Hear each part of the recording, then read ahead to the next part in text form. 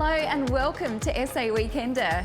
Today I'm checking in for a fun city staycation right in the heart of Adelaide. I'll show you around a little later, but first let's see what the rest of the team is up to. We swing, climb and walk among the treetops at Adelaide's latest high-wire fun park. I'm not as stable-footed as I thought I was. And we preview the upcoming Oz Asia Festival. But first, here's Ron.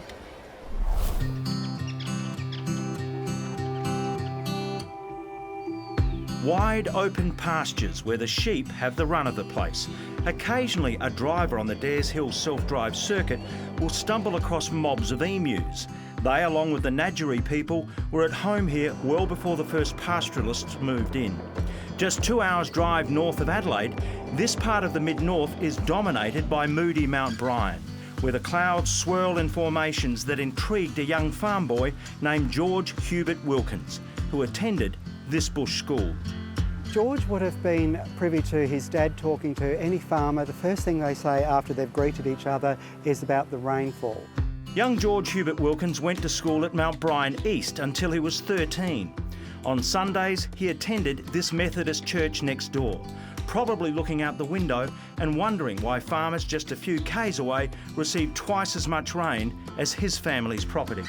From an age, I'd say 3 years old, every conversation would come back to rainfall. It's about prosperity in the area. It's about being able to not just feed your stock, but feed the colony. Kim Apostolides is a Wilkins devotee. He co-owned the nearby Mount Brian pub and was forever directing tourists on the Dare Hill circuit to this place, Netfield, the Wilkins homestead established in the 1880s. It's now been restored as a shrine of sorts to the kid who went from humble beginnings to become a hero, Sir Hubert Wilkins. As a farmer's lad, he was intrigued by the vagaries of the seasons. Out here, it can be hellishly cold and incredibly hot. That prompted a fascination with climate and the likely influence of the polar ice caps. With a $5 deposit, you get a key. And for Kim, that key opened a doorway into the life of one of South Australia's most fascinating sons. It reads like a movie script, and yet many of us know so little about him.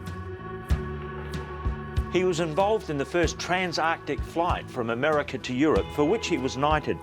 While working as a war correspondent recording the fighting of Australian troops, Wilkins was wounded 18 times and was twice awarded the Military Cross. He was the first to conduct aerial explorations of Antarctica. And to top it all off, he even took a small submarine under the polar ice cap and tried to get to the North Pole. That bid failed, but he proved that it could be done. It was inside Netfield by the fire that a young Wilkins probably read about famous polar explorers like Scott of the Antarctic. The Wilkins family was typical of the region, taking up a small holding after the larger squatter properties had been broken up in the 1870s. As you drive around the circuit, you come to a high point, after which the drive is named. That is Dares Hill, named after William Dare, one of the pioneer pastoralists of the mid-north, and he dared to try his luck at the Victorian goldfields. It paid off big time, and with that money, he was able to buy 50 square miles of country like this.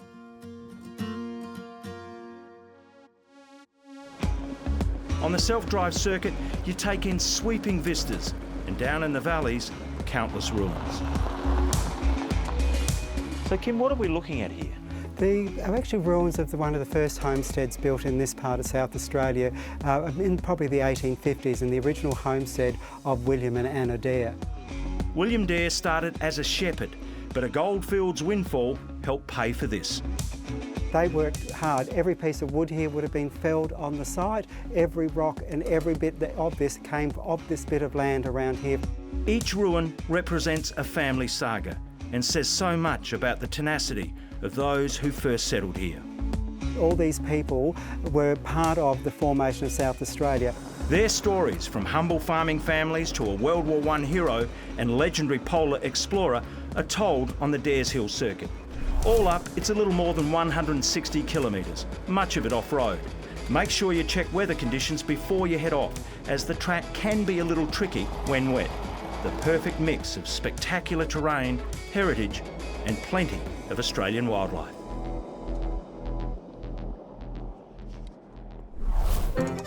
Next, a taste of Ausasia.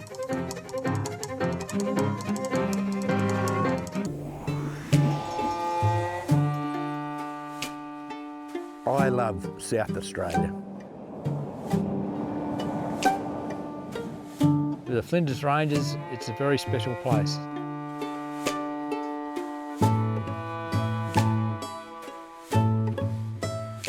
You're watching SA Weekender.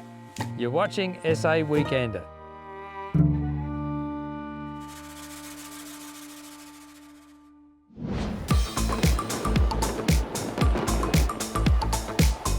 One of South Australia's favourite festivals has to be Ausasia. Last year, it attracted record crowds, and this year, with 60 major events from over 20 countries, it's going to be more exciting than ever. From theatre, dance, music and the visual arts, the festival aims to challenge our perceptions with contemporary and cutting-edge selections. One highlight involves grannies getting their groove on. A big one is Dancing Grandmothers from Korea. This is a really special production. It's an Australian premiere. It's never been here before. The surprise of this show is 10 grandmothers from Korea who have never left the country in their lives are invited to come out and be part of the show. At the end of the show, everyone in the audience is invited up on stage and you have a big disco rave together with the grandmothers, and it's a really good time, a great party atmosphere. Another top pick is Sutra, an acrobatic work that combines kung fu and dance. Performed by Shaolin monks ranging in age from 8 to 50, it's been hailed as a masterpiece. Sutra is choreographed by Sidi Labi Chikowi, one of the most prolific choreographers internationally. In fact, Labi recently did the choreography for Beyonce's recent video clip, which was set in the Louvre in Paris. But this is him choreographing and dancing on stage with 19 monks from the Shaolin Temple in China. It's an absolute fascinating work. And a fantastic new addition this year is what's been called the greatest literature show on earth, the Jaipur Literary Festival. While it sounds like it's about literature, it's actually about a lot of things. We have some Bollywood stars coming out, we have some high-profile cricket players, we have famous authors, workshops, food, culture, design and activities. So with so many interesting events to choose from, where do you start? I try to say to most people, come to Ausasia 3 times. I think the idea with a festival is if you choose 3 different things, something you're comfortable with, something you don't know, and then something that seems a bit unexpected or left of field, you're just seeing a broader range of what's on offer. As well as ticketed events, there are plenty of free activities too. The famed Moon Lantern Parade has expanded its route so even more people can enjoy the spectacle. And the popular Lucky Dumpling Market not only has delicious food on offer, but live entertainment and an activity tent for kids. The Ausasia Festival will run from the 25th of October to the 11th of November. Check the Ausasia website for the complete program and prepare to be surprised and delighted.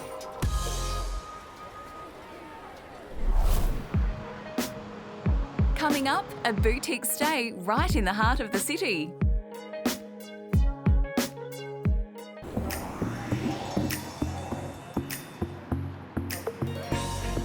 Here's a fun fact about me. I adore a city staycation. I like nothing more than heading to town for a spotter shopping or a night out and staying overnight. I'd rather spend my money on a nice hotel than an expensive cab ride home, and that's what I'm doing today.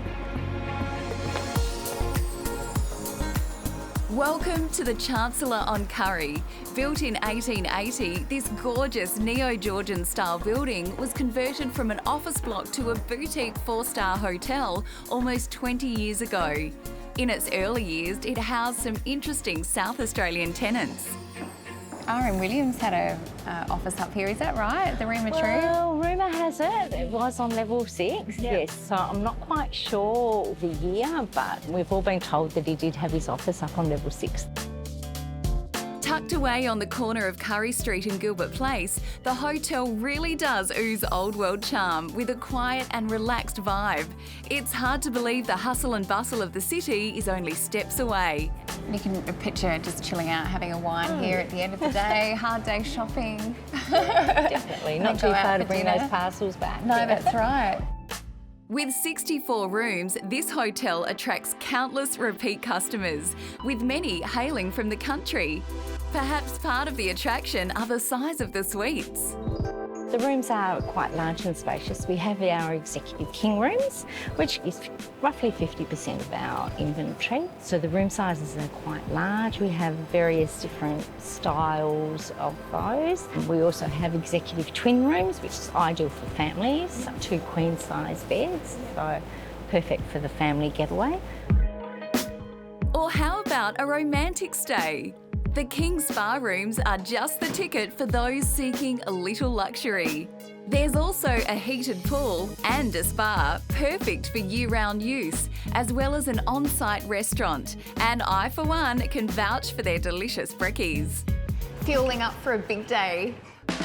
Step outside and you'll find the hotel is right next door to Haynes & Co. This nautical-themed bar draws you in like a safe port in a storm. Specialising in the finest gin and rum, it's the kind of place where you can catch up with friends and hide away from the rest of the world. One of the great things about staying at Chancellor on Curry is location, location, location. We are right in the middle of all the action with the mall, Lee Street and Peel Street just a short stroll away. Some of my favourite spots in Peel Street include Maybe May, Alfred's and Bread and Bone. Maybe May for its intimate vibe and great music, and Alfred's for the perfect bar to pull up a pew for a frosty glass with friends. The West End really has boomed over the past few years, so why not plan your own staycation at the Chancellor on Curry to really immerse yourself in laneway life? Head to their website to book. I can see why those in the know keep coming back to this hotel. It's got to be Adelaide's best kept secret. I'm trying to go no hands. After the break, bringing adventure to new heights in our parklands. I'm not as stable-footed as I thought I was.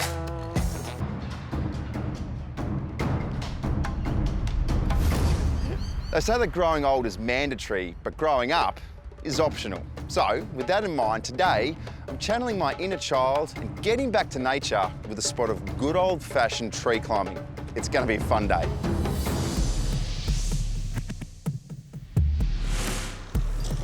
And when I say tree climbing, boy, it's come a long way since I was a kid. Welcome to Australia's first inner-city aerial adventure park, located right here in the beautiful Adelaide City Parklands. It's the brainchild of the Bounce Trampoline Park here in Adelaide, and the idea came from lighting up the parklands here in the Adelaide City, so really bringing a quiet space to life. Any tips for me? What should I be watching out for? Be brave, have pure faith in us and the team. We're here to coach you through it and just get you to do something you wouldn't usually do.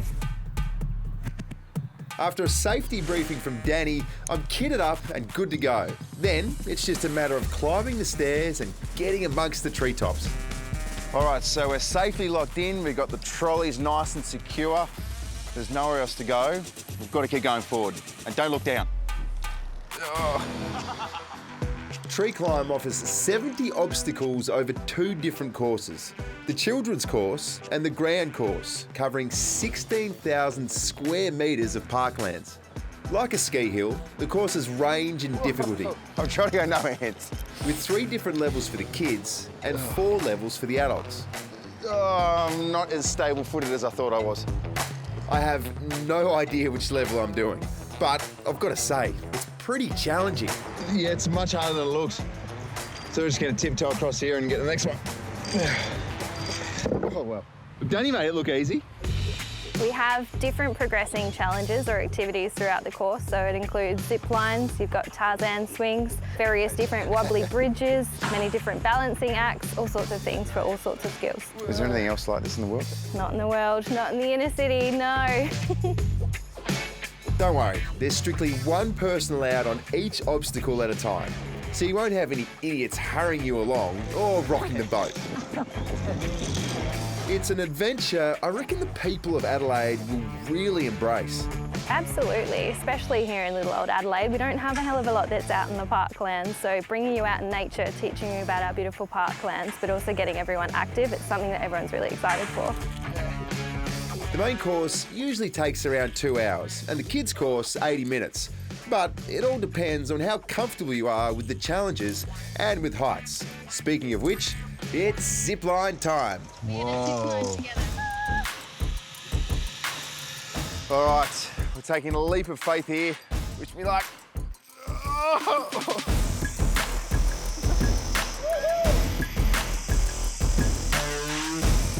This place is so much fun, and it's the perfect activity for individuals, corporate team building, and school groups. There is definitely an educational purpose. We're trying to encourage school groups to come in and learn about our parklands. There is an education trail throughout the platform, so they'll teach you little facts and things about the flora and fauna, but also about Adelaide City. Ready? Go. Oh, you got a head start. Tree Climb is now open. Simply head to their website to make a booking. And take my word for it, there's a ton of satisfaction to be had conquering your fears and stepping out of your comfort zone. Woo! That was a lot of fun. Seriously, you've got to try it. Serious adrenaline rush. Well, I've had a wonderful time playing tourist in my own town, and with that in mind, I'm pleased to say we have one night's accommodation to give away, staying at the Chancellor on Curry, including breakfast for two. Just head to our Facebook page to enter, and good luck. Unfortunately, that's all we've got time for on today's show. Here's what we've got for you next time. Callum plays cheesemaker for the day. 1 down, 7 tonnes to go. And a touch of Monet in the Adelaide Hills. Michael visits an inspirational garden bursting with colour. You're obsessive, aren't you? Yeah, I am. Yes. I'm a gardener. Well, that's SA Weekender next Sunday at 5:30. We hope to see you then. Bye for now.